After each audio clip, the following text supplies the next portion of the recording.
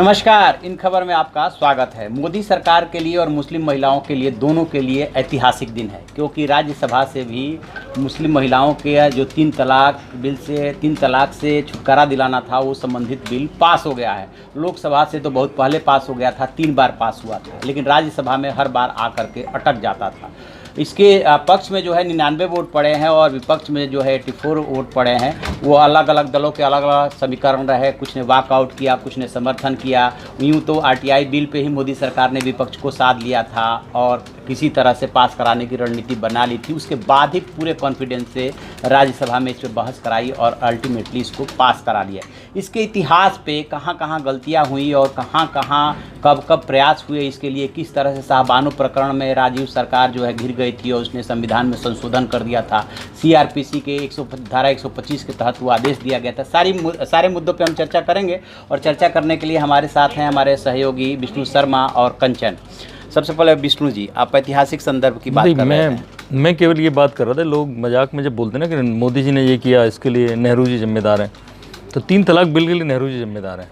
जब ये सब पास हो रहा था, जब डॉक्टर अम्बेडकर ये सब प्लान कर रहे थे कि कैसे महिलाओं की स्थिति सुधारी जाए और देश में तमाम सारी प्रॉब्लम्स हैं, तो लौट फिर के वही नेहरू जी की बात आ गई कि उन्होंने हिम्मत नहीं दिखाई। इवन हिंदू कोड बिल नाम दिया गया पहले, तो हिंदू कोड बिल में भी कई पार्ट बांट दिए। जैसे चाह रहे थे डॉक्टर अम्बेडकर विरोध कर रहे थे, अम्बेडकर विरोध कर रहे थे, वो चाह रहे थे कि सारी महिलाओं के लिए बने और सारी चीज़ें हों, प्लस वो एक कोड बिल चाह रहे थे जिसको 4-5 पार्ट में नेहरू जी ने तोड़ दिया था और वो भी अलग अलग जगह जाके वो पास हुआ। उस वक्त यही विरोध हुआ था जो आज ये लोग सब विरोध कर रहे हैं, तब ये कि सब महिलाओं के लिए क्यों नहीं। तब ये बन रहा था कि 7 साल बाद जो बात है कि जो 7 साल जेल का जो वो है, दहेज वाला मसलू है, संपत्ति वाला इशू है, एक शादी वाला इशू है, क्योंकि तब यदि ऐसा हो गया होता तो एक तरह से समान नागरिक संहिता लागू हो जाती। लेकिन नेहरू जी ने वो गलती की। फिर किसी कांग्रेस सरकार ने या किसी भी सरकार की इतनी हिम्मत नहीं थी कि वो मुस्लिमों के खिलाफ इस तरह का कुछ बिल लेके आए या उनके पर्सनल मामलों में दखल दे, क्योंकि वो शरीयत से चलते हैं। हमेशा यही रहा और आज मोदी ने वो किया, तो कहीं ना कहीं इसके लिए जिम्मेदार नेहरू जी। अगर नेहरू जी वो गलती ना करते तो आज मोदी को ये क्रेडिट ना जाता जो आज जा रहा है। कंचन, एक महिला होने के नाते तमाम जो मुस्लिम कंट्रीज है उसमें बहुत पहले ये 3 तलाक ख़त्म हो गया था, लेकिन भारत में चूंकि धर्मनिरपेक्ष देश है तो यहाँ पे इसको लेकर के राजनीतिक दल और इवन मुस्लिम्स काफ़ी विरोध कर रहे थे। अब जबकि ये पास हो गया है, आप क्या सोचती हैं? मुझे ऐसा लगता है सर कि देखिए, आपको याद होगा जब मोदी सरकार का पहला टेन्योर था तो भी 3 तलाक ट्रिपल तलाक बिल का काफ़ी जिक्र हुआ था और ये भी राजनीति भी हुई थी, सियासत भी हुई थी इस मुद्दे पर कि ये कहा जा रहा था कि मुस्लिमों का एक वोट बैंक है जो मोदी सरकार अपने हित में लाना चाहती है, क्योंकि हमने देखा मुस्लिमों का वोट बैंक पहले क्या रहा है। लेकिन अब इस टेन्योर में आके, क्योंकि व्हाट्सएप पर तलाक दे देना, ईमेल के जरिए तलाक दे देना, खाने में नमक ज़्यादा है इस मुद्दे पर तलाक दे देना, ये महिलाओं के साथ गलत हो रहा था। तो आज सरकार की जीत तो है ही है, पर मुझे लगता है कि वो तमाम मुस्लिम महिलाओं की जीत है जो इस देश में ही नहीं, भारतीय होने के नाते वो किसी दूसरे देश में है और व्हाट्सएप के थ्रू उनको तलाक दे दिया जाता था। आज उनकी जीत हुई है, उनकी आवाज़ की जीत हुई है, तो इस बात की हमें सराहना करनी चाहिए, क्योंकि वो काफ़ी परेशान रहती थी। पर ये मैं पूछना चाहूँगी कि एक जेल की भी बात कही जा रही थी कि जो पुरुष है उनको जेल दे दी जाएगी, तो सवाल ये उठ रहा था कि आखिर महिलाओं का खर्चा पानी कौन देखेगा? आज नकवी जी ने इसका बेहतर जवाब दिया कि अगर उन्हें आपको जेल भेजने पर आपत्ति है, उनको जेल भेजने से उन्हें खौफ है, तो वो ऐसे काम ही नहीं करेंगे डर के मारे।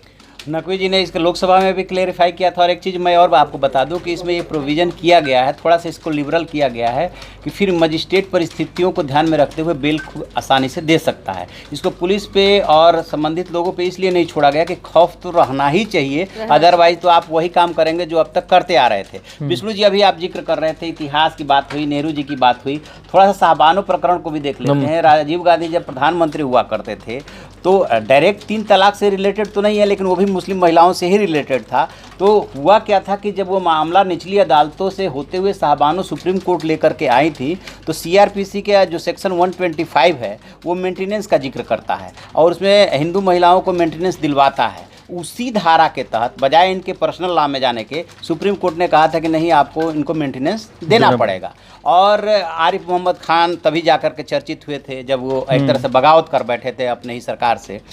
लेकिन राजीव सरकार जो है मुस्लिमों के कठमुल्लाओं के दबाव में आ गई थी और उसको चेंज कर दिया था ना, उसी के चलते फिर उन्हें बाबरी मस्जिद और राम मंदिर का बैलेंस करने के लिए उसका वो खोलना पड़ा था, ताला खोलना पड़ा था। बिल्कुल।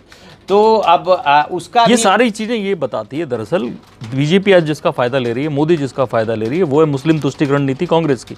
जो शाहबानो प्रकरण में हुआ, जो उन्होंने गलती की राजीव गांधी ने, उसको कोशिश की कि अब हिंदुओं को खुश करने के लिए राम मंदिर का ताला खोल दिया जाए, ये उन्होंने गलती की। सेम जब नेहरू जी, जब ये सब हो रहा था, इतना सारा लोगों ने आंदोलन किए थे उस वक्त कि आप केवल हिंदुओं के लिए क्यों कर रहे हो, उनके पर्सनल मामलों में क्यों दखल दे रहे हो, आप हिंदुओं के स्वघोषित कस्टोडियन बन बैठे हैं। उस वक्त तक वो बन गए थे। नेहरू जी सोच रहे थे तो मेरा घर का मामला है, यहाँ कुछ बोलेंगे, मुस्लिमों से आप खौफ में थे। और एक दिन वो आया जब इसके अपोजिट लहर आई, और उस अपोजिट लहर में ये आज मुस्लिम महिलाएं भी खुश हैं। आज आपकी आवाज़ सुनी नहीं जा रही है। आज आपकी 4-5 पार्टीज वॉकआउट कर जाती हैं जो कि मुस्लिम वोटों पे ही चलती हैं। इवन एनडीए की जेडीयू वॉकआउट कर गई, पीडीपी वॉकआउट कर गई, टीएमसी वॉकआउट कर गई। नहीं, आप सोचिए, आपको लग नहीं रहा है अब वो जो नेक्स्ट सवाल वॉकआउट करके सपोर्ट ही कर रहे हैं ना एक तरह से सरकार को। तो इसका कहीं ना कहीं आगे के लिए मोदी सरकार के फेवर में जा रहा है ना, मुस्लिम महिलाओं के पक्ष में आने की बात है ना, पिछले पक्ष में जा रहा है ये जो। अच्छा, आपको याद होगा यूपी का जब चुनाव हुआ था इस बार लोकसभा में, तो क्या कयास लगाए जा रहे थे कि जो अलायंस हुआ है उनको वोट जाएंगे और जो मुस्लिम का वोट है वो सेफ रहेगा कांग्रेस के पास, पर ऐसा हुआ नहीं। ईस्टर्न यूपी तक भी आप पहुंचिए, जो एक पक्का वोट बैंक हुआ करता था कांग्रेस का या सपा का, वो भी बदल गया और वो भी लोग बदलकर बीजेपी को वोट देने लगे।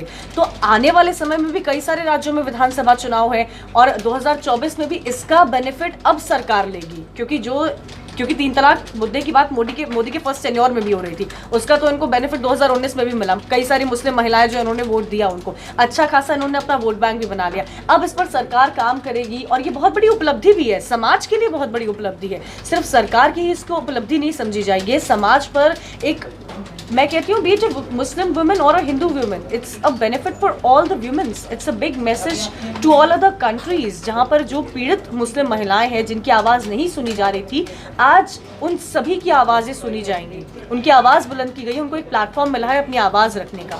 तो इसकी सराहना करनी चाहिए, जिस पर जो पार्टियां अभी सियासत कर रही हैं। बिल्कुल, आप ठीक कर रहे हैं। इसी राज्यसभा में प्रधानमंत्री नरेंद्र मोदी ने गुलाम नबी आज़ाद द्वारा उठाए गए सवालों का जब जवाब दे रहे थे, आपको याद होगा यही सत्र है, तब उन्होंने कहा था कि 2024 की चिंता मत कीजिए, तब हमारे पास ढेरों मुद्दे होंगे और नए मुद्दे होंगे। अब जबकि इसी साल 3 राज्यों में विधानसभा चुनाव होना है, उससे पहले, इसके सियासी फॉल आउट की बात हम कर रहे हैं, उससे पहले जब ये बिल पास हो गया है तो निश्चित रूप से मोदी सरकार उम्मीद करेगी कि मुस्लिम महिलाओं का साथ उन्हें मिलेगा, जो प्रोग्रेसिव मुस्लिम है उनका भी साथ मिलेगा। एक तरह से ये टर्न होने जा रही है, जो अपने देश की पॉलिटिक्स है, सियासत है, वो कहीं ना कहीं टर्न ले रही है। देखते हैं आगे और क्या क्या ये सियासत टर्न लेती है और क्या क्या डेवलपमेंट होता है। जो भी अपडेट होगा हम आपको अपडेट कराएंगे। आप देखते रहिए हमारा डिजिटल चैनल इन खबर। Thank you. इन खबर चैनल को सब्सक्राइब करें और बेल आइकन दबाना ना भूलें।